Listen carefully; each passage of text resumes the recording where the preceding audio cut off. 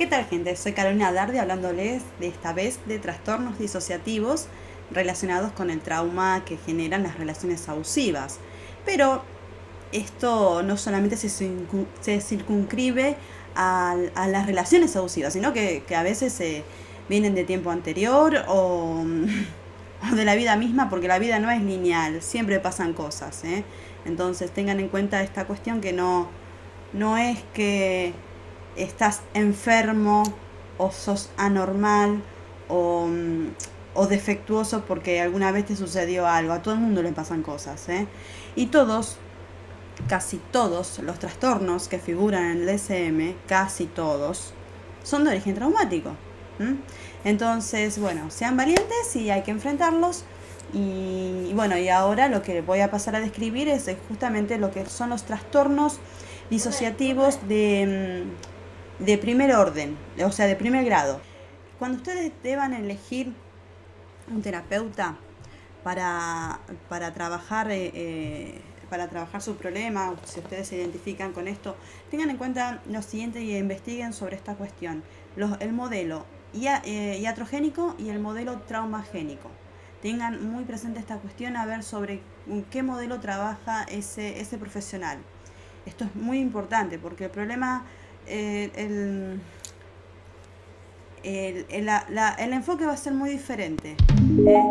Y yo creo que la mayoría de las personas que estamos en este canal, y que la gente que me sigue, que trata de recuperarse de lo que es un abuso narcisista o recuperarse de los problemas que ya venía desde la infancia, están necesitando lo que es un modelo más traumagénico, en donde se identifica a la persona como víctima, y no como un masoquista que le gusta pegarse, no. Entonces es importante que ese enfoque, que busquen ayuda por ese lado. El DSM-4 en su momento trató lo que era el estrés agudo como dentro del contexto bajo el criterio, la clasificación que usaba era como un trastorno de ansiedad. El DSM-5 cambió esa perspectiva y hoy en día lo concibe y lo reconoce como un trastorno de origen traumático, tanto el trastorno por estrés agudo como al trastorno por estrés postraumático, y al trastorno, no lo nombra el DSM al trastorno de estrés postraumático complejo, sino que entraría dentro de lo que sería la categoría de otros trastornos traumáticos no especificados, estarían dentro de esa categoría. Después el que lo reconoce es recién el CI-11, tengan en cuenta esto. No lo reconoce el DSM, que el último DSM creo que fue en el 2015, pero el CI-11 se terminó creo que en el 2018 o el 2019, entonces sí ya incluye este criterio, que ya había hablado la doctora Judith Lewis Herman, que había propuesto esta categoría ya desde 1995, pero recién, fíjense lo que se tarda en reconocer y invalidar el dolor de las personas, Bueno, qué bueno hubiese sido que esté antes, Bueno, el trastorno por estrés agudo, por supuesto que requiere un hecho, un estresor, para que cause todos los síntomas. Y estos se deben prolongar de 2 días a 4 semanas.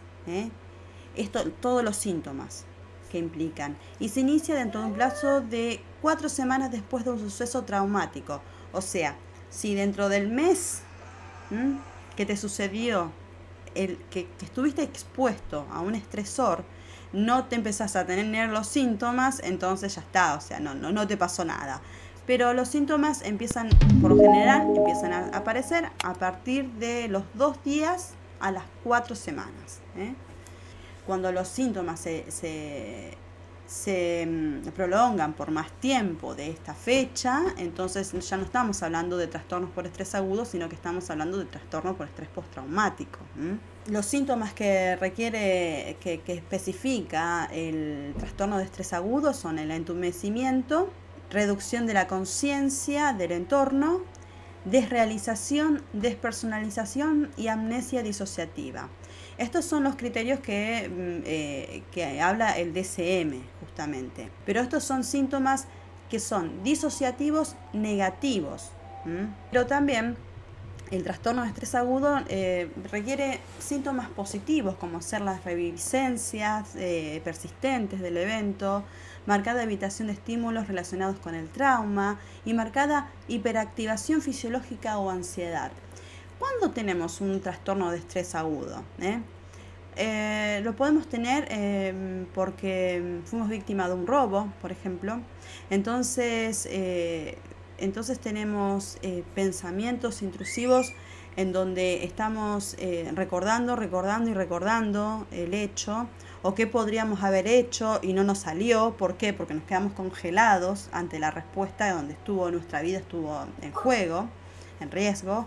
Después, marcada evitación de estímulos, los podemos asociar a esto cuando no querés salir de tu casa, o tenés miedo, o ves personas que visten una gorrita, por ejemplo, y ya tenés pánico, entras de pánico, te cruzás de vereda. Estos son justamente de los síntomas. Y marcada hiperactivación fisiológica o ansiedad, bueno, sentí que lo ves, que viene alguien que tiene gorrita y el que te robó tenía gorrita, y entonces empezás a respirar así nerviosa, o se te acelera el corazón, tenés miedo, el cuerpo se te invade de adrenalina. Así es como se vive. Y estos síntomas van a durar hasta 4 semanas después del evento. Si duran más de 4 semanas, hay estrés postraumático complejo. Onno van den Hart, Nagenhus y Katy Steele consideran, que son los creadores de la teoría de la disociación estructural, consideran que esta presencia de síntomas positivos y síntomas negativos en trastorno de estrés agudo está relacionada con una disociación de las partes de la personalidad que sucedieron en ese momento donde la vida estuvo en juego. Bueno, los casos más simples de trastorno por estrés agudo no requieren la presencia de una parte emocional, y que es muy rudimentaria, junto a una parte aparentemente normal, que es la que engloba la personalidad de la persona que tenía antes de que sucediera el trauma, el estresor más que nada. Y este trastorno en la mayoría de los casos se resuelve muy fácilmente, se diluye solo en la mente de la persona, y después de unas 4 semanas, después de un mes, uno ya no siente esas pesadillas, esas intrusiones, ese miedo, esas fobias de salir a la calle. Uno se le pasa esto, pero no siempre sucede de esta manera. Algunas personas vienen con algunas otras cosas y en vez de desarrollar un trastorno por estrés agudo, terminan desarrollando un trastorno de estrés postraumático, y porque estos síntomas se van a extender más allá de estas 4 semanas. Tengan en cuenta que en el trastorno de estrés agudo también hay sentimientos de inutilidad, porque la persona se culpabiliza. ¿Cómo que fui a agarrar por esa calle? No, ¿cómo que no corrí? ¿Cómo que no lo vi venir? ¿Cómo que venía distraído? Todos esos sentimientos hacen a la desesperación, culpa y el sentimiento de inutilidad. O sea, son deficiencias que generó el evento. Y también pueden estar asociadas a conductas impulsivas y arriesgadas. Por ejemplo, en el ejemplo que seguimos, en el caso del robo, ves a una persona con gorra, te asustás, empezás a respirar agitadamente, en vez de cruzarte de vereda, cuando vas a cruzarte de vereda, ¿qué haces? Ni miras la calle, no miras si vienen autos, y te pones tu conducta, te pones tu vida en riesgo en ese momento, por ese miedo, por ese pánico que te da estar reviviendo la situación. Y tal vez el otro que venía caminando tenía una gorra y listo, pero no era una persona peligrosa, no tenía nada que ver con la persona que te robó.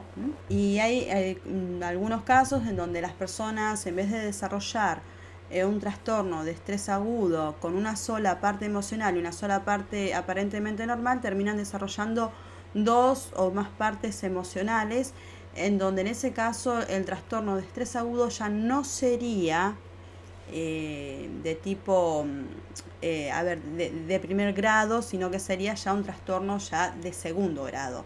Pero tengan en cuenta que siempre lo que va a marcar un trastorno de estrés agudo va a ser el límite temporal de máximo 4 semanas. Y esto sucede habitualmente cuando una de esas partes emocionales está fijada a la paralización, cuando en el ejemplo del robo te quedas paralizado, y la otra parte más emocional está fijada a una sumisión total, cuando le entregas las cosas, que el otro te pide bajo amenaza de muerte. Bueno, ¿cuándo estamos entonces en presencia de un estrés postraumático? El estrés postraumático hay que entenderlo como dos tipos también. El estrés postraumático se puede presentar como agudo, y es cuando la duración de los síntomas es inferior a 3 meses.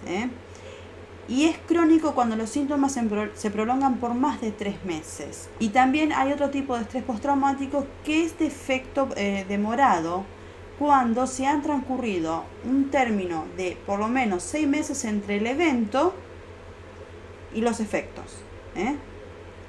Además de la exposición a un suceso potencialmente traumático, el estrés postraumático simple, estamos hablando del simple acá, requiere la presencia de reviviscencias persistentes, evitación también persistente, hiperactivación fisiológica persistente, duración de los síntomas superior a un mes también. El Vandenhart, Steele y Nagenhus consideran que las reviviscencias, como la evitación y la hiperactivación fisiológica, serían de naturaleza disociativa, razón por la cual el estrés postraumático se puede considerar como un trastorno disociativo, y así es como ellos los vienen proponiendo. ¿Por qué lo vienen proponiendo de esta manera? Porque el DSM-3 lo trataba dentro de los que son los trastornos de ansiedad, y el DSM-4, y el DSM-5 lo trata dentro de los trastornos de origen traumático. Traumático. ¿Qué es traumático? Definime qué es traumático, porque, todo es traumático, Entonces, todos los trastornos son de origen traumático, exceptuando unos pocos que son de origen biológico, genético. Según la teoría de la disociación estructural de la personalidad, entonces la gravedad y el alcance de los síntomas disociativos en el estrés postraumático debe ser menor que en el estrés postraumático complejo y en el trastorno disociativo, que es el trastorno disociativo de identidad, lo que se conocía hasta el DSM-3 como de personalidad múltiple. Las puntuaciones en disociación de los pacientes con estrés postraumático simple son menores a los sujetos con trastornos disociativos, pero son mayores que los sujetos sin un trastorno de estrés postraumático. La mayoría de los pacientes con estrés postraumático, alrededor de, escuchen esto, 80%, presentan otros síntomas comórbidos. Además de las reviviscencias, la evitación y la hiperactivación fisiológica, y bien cumplen los criterios de diagnósticos para ambos trastornos mentales adicionales. Eso implica que incluya trastornos de ansiedad, trastornos del estado de ánimo, trastorno por abuso de sustancias, trastornos disociativos, otros, quejas somáticas, trastornos de déficit de atención e hiperactividad, además de los cambios de personalidad y trastornos de la personalidad. O sea que tranquilamente una persona con estrés postraumático puede ser una persona que tenga un narcisismo, por ejemplo, o un trastorno antisocial. Y estos síntomas y otros trastornos asociados pueden ser tan prominentes que puedan llegar a desviar la atención del clínico. El clínico ve eso y no ve ese otro trastorno y no puede ver el estrés postraumático, por ejemplo. Bueno, ¿qué trae el DSM-5 en este momento? Lo que se está manejando son estos criterios diagnósticos que lo voy a pasar a decir a continuación. Los voy a poner acá o acá, no sé dónde va a quedar, porque es mucha lectura. El primer criterio de diagnóstico que necesita el estrés postraumático para ser tal va a ser la exposición a la muerte, a sufrir una lesión grave o una violencia sexual, ya sea esto real o se trate de una amenaza, en una de las formas siguientes. Experiencia directa del suceso traumático, o sea, la persona que lo haya vivenciado directamente, presencia directa del suceso ocurrido a otros, y acá me voy a detener. Nunca se tiene en cuenta el testigo.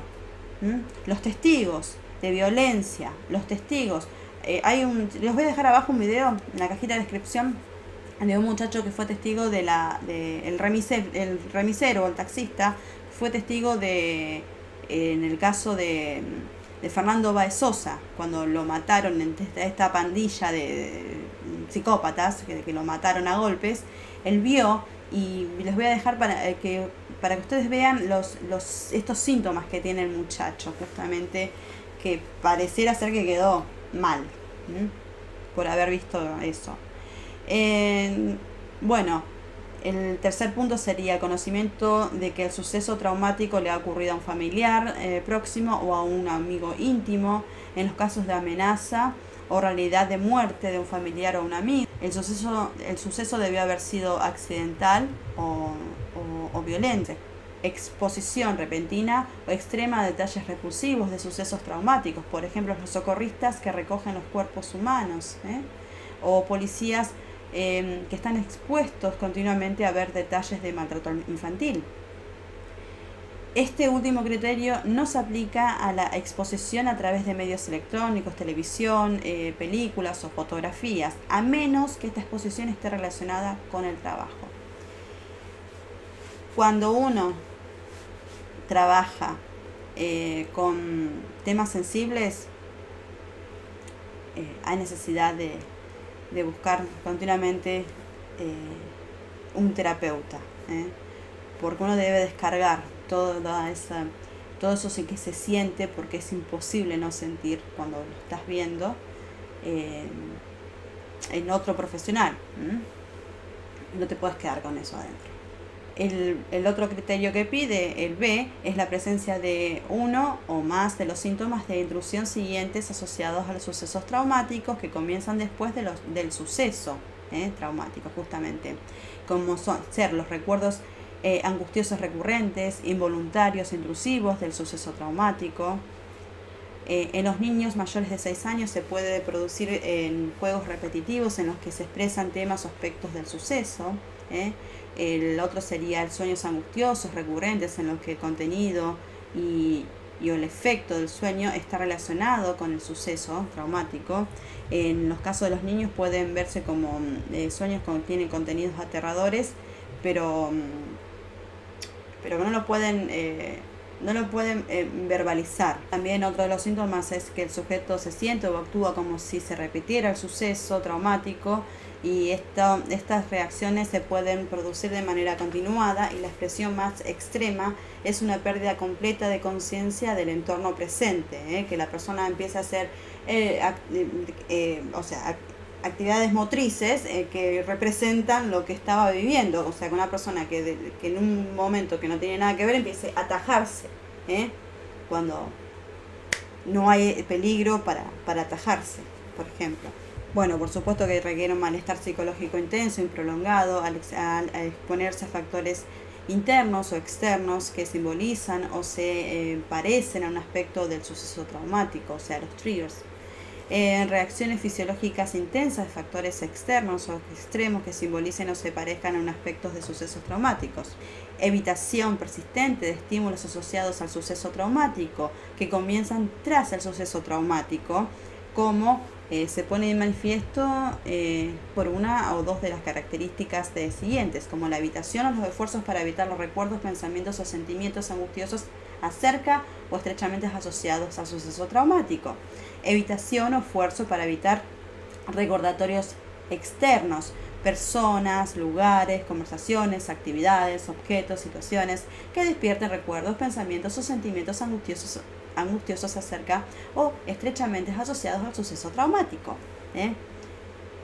Otro de los criterios son las alteraciones negativas cognitivas y del estado de ánimo asociado al suceso traumático, que comienzan o empeoran después del suceso traumático, como se pone de manifiesto por dos o más de las características siguientes, como ser la incapacidad de recordar un aspecto importante del suceso traumático debido típicamente a la amnesia disociativa y no a los otros factores como podrían ser ingesta de alcohol o de drogas incluso. Creencias o experiencias negativas persistentes y exacerbadas sobre uno mismo, los demás o del mundo. Por ejemplo, estoy mal, no puedo confiar en nadie, el mundo es peligroso, tengo los nervios destrozados, todos los hombres son iguales, todas las mujeres son iguales. Esas son alteraciones cognitivas. Percepción distorsionada persistente de una causa o las consecuencias del suceso traumático que hace que el individuo se acuse a sí mismo o a los demás. Soy un tonto, ¿cómo que no pude? ¿Cómo que no escapé? ¿Cómo que no hice tal cosa? Ah, claro, bueno, pero hay que ver qué recursos tenías en ese momento. No te culpes, no te machaques. Estado emocional negativo persistente, por ejemplo, miedo, terror, enfado, culpa y vergüenza. Disminución importante del interés o la participación en actividades significativas, o sea, las fobias, la agorafobia, por ejemplo, sería una de estas manifestaciones. También el sentimiento de desapego y extrañamiento de los demás. Incapacidad persistente de experimentar emociones positivas, como la felicidad, la satisfacción o sentimientos amorosos.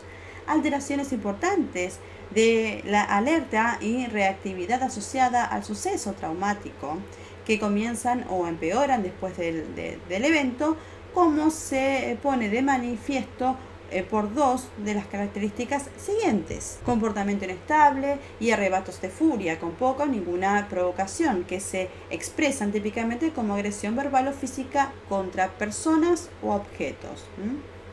Comportamiento imprudente o autodestructivo. Cuando hablamos de comportamientos autodestructivos o hablamos de las autolesiones, no siempre son lesiones físicas que la persona se hace, sino que a veces son lesiones psíquicas, como el infravalorarse, sos un estúpido, un idiota, como que permitiste. Esas son lesiones psíquicas que la persona se hace. La hipervigilancia entra dentro de este grupito. Respuestas de sobresalto exagerada, problemas de concentración, alteración del sueño, por ejemplo, dificultad para conciliar o continuar el sueño o ese sueño inquieto. La duración de la alteración, ya sea los criterios de B, C, D y E, es superior a un mes.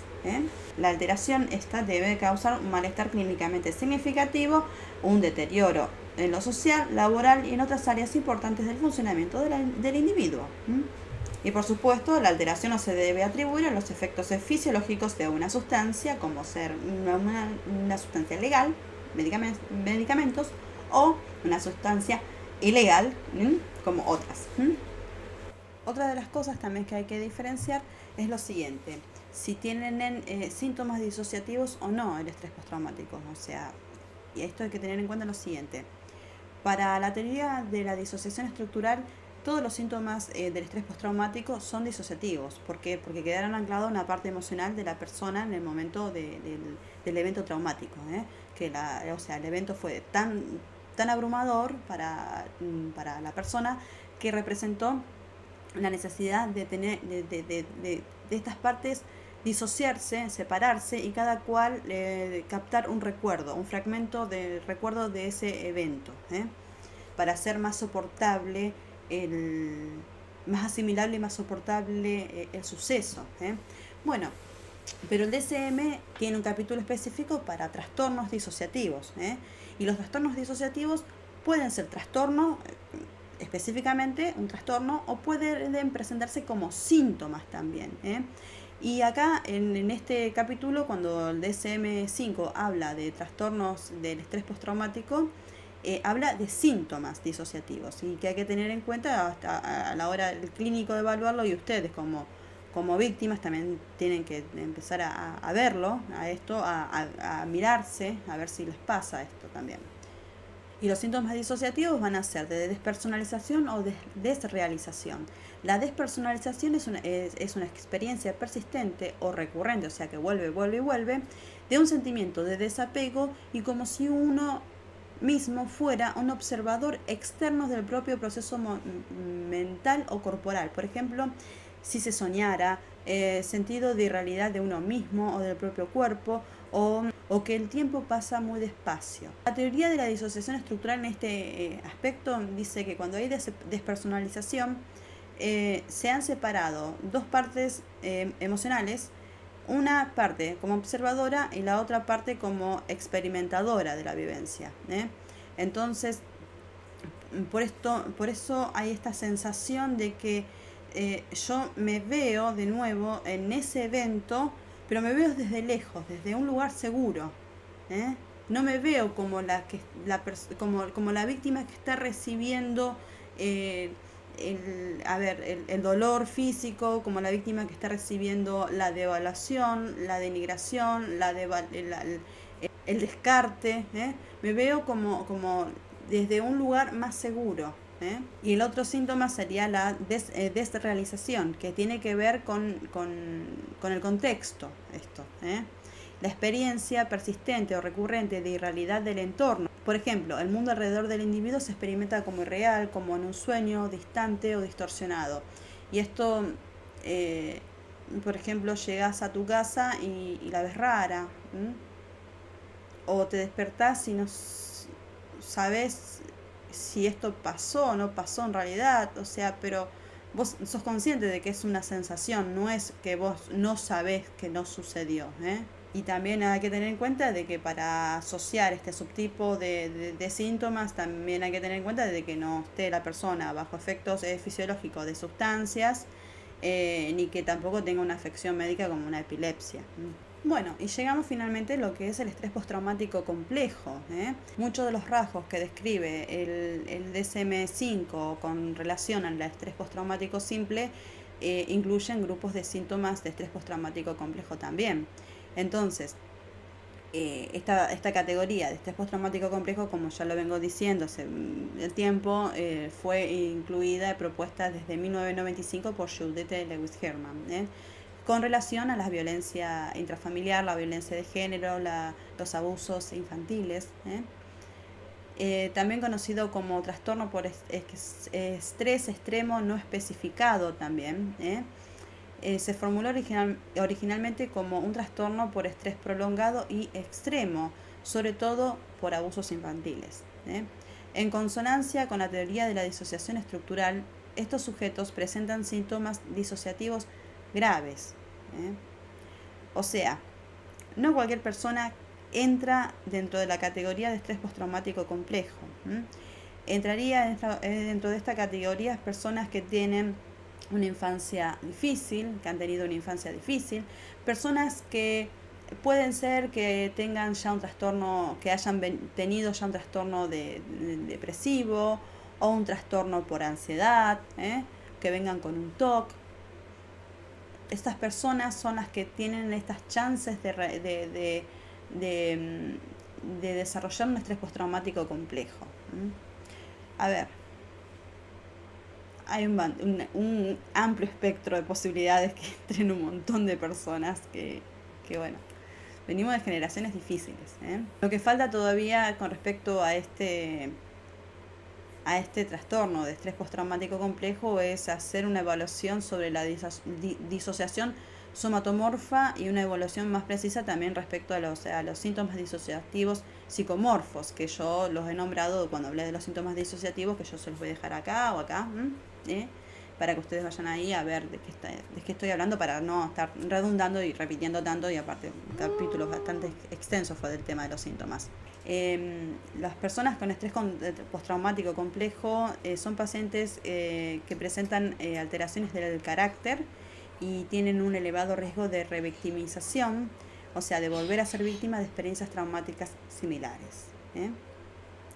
Los criterios propuestos, que la han propuesto la teoría de la disociación estructural con Ono van den Hart, Steele y Nagenhus, para diagnosticar un estrés postraumático de tipo complejo, incluyen estos tipos de síntomas, como ser las alteraciones en la regulación de los afectos y de los impulsos, alteraciones de la atención o de la conciencia, alteraciones en la percepción de sí mismo, alteraciones en relación con los demás, somatizaciones, delaciones en los sistemas responsables de la adscripción de sentido. Este fue el video hablando de lo que son los trastornos por estrés postraumático sobre todo, y el trastorno por estrés agudo, que bueno, que viene a ser el como la base el tipo más simple de trastorno disociativo, que sería en ese caso que se separaría solamente una sola parte aparentemente normal y hay una sola parte emocional. A veces sí puede haber más partes emocionales, pero no tiene una larga duración en el tiempo en donde la persona no queda afectada, como decir, de por vida. En cambio, en el estrés postraumático complejo, sí hay una afectación, una posible afectación de por vida de la persona si esta persona no trata este trastorno. Por eso es que Iñaki Piñuel siempre insiste en que esto se debe de tratar. Si pasaste por un abuso narcisista, esto se debe tratar. ¿Para qué? Para que no te pase nunca más, porque hay una seguidilla de retraumatizaciones en ese caso. Entonces, si no sanás realmente con una terapia, vas por el mismo camino a repetir la misma historia, ¿sí? Y a veces peor, y a veces, porque a veces te salvaste del anterior y ahora te toca otro que te puede costar la vida o la de tus hijos. Que hablando de hijos, en algún momento quiero profundizar esta cuestión, porque no quiero hablar guaya así, quiero informar bien de esta cuestión, pero sí hay mucho, los niños también en las relaciones con estas dinámicas agresivas, destructivas, sufren y sufren demasiado, y también sufren de trastornos, ellos también. Así que bueno, en otro momento quiero hablar sobre el trastorno del espectro autista, y también hay trastornos de origen traumático también que tienen que ver con los niños. El estrés postraumático también se ve en los niños, y quiero hablar sobre este tema para aquellos papás que están preocupados porque han tenido hijos bajo el contexto de estas relaciones con estas dinámicas tan particulares, para que vayan, que puedan, no, para que tener un poco de tranquilidad también, y que no estén pendientes, asustados, de que su hijo tiene sí o sí va a tener un problema porque tuvieron un hijo con uno de estos sujetos abusadores. Y hay determinados síntomas que sí, que hay que prestar atención, hay que observar a las criaturas para que esta cadena se corte, para que esto se trate y se corte acá. Esto es muy importante. Tengan en cuenta también que tanto el narcisismo, los trastornos de la personalidad tienen un espectro también. No todo narcisista, toda persona límite o toda persona que tenga un trastorno va a ser un padre inadecuado. Tengan en cuenta esto. Lo que pide un niño es que haya un padre suficientemente empático para atender y reconocer los estados emocionales de ese niño. O sea, independientemente del trastorno que tenga el padre, o la madre en ese caso. Bueno, gente, me despido. Ahora sí. No se olviden de activar la campanita, de seguirme en otras redes sociales. Si me quieren apoyar en Patreon con una membresía, también ustedes ahí tienen el acceso a material de estudio. Están todos los libros que yo cito acá, están todos los libros y más, muchos más que yo no los cito a veces porque no vienen al caso. Algunos más que hay muchísimo material ahí para estudiar y revolver y aprender. Yo cito también partes de los libros, no todo. Ustedes tienen la tarea de estudiar, no esperar que yo les traiga todo el material, vayan y estudien, porque, o sea, yo no soy mamá, no soy la maestra, así que vayan y ustedes tomen la iniciativa de estudiar, eso es importante para su recuperación. Y también pueden apoyarme en Ko-fi con un café ahí de $3. Y también ¿qué más pueden hacer?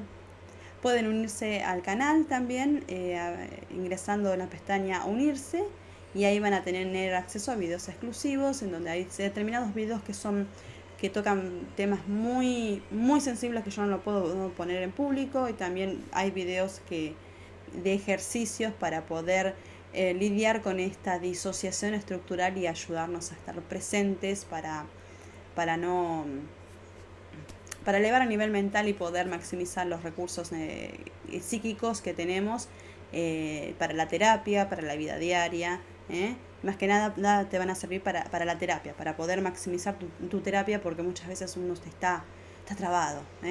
Llega un punto donde está trabado y no puede avanzar y a veces necesitas estos recursos para poder llegar a esos espacios en donde vos debes hacer una alianza con tu terapeuta.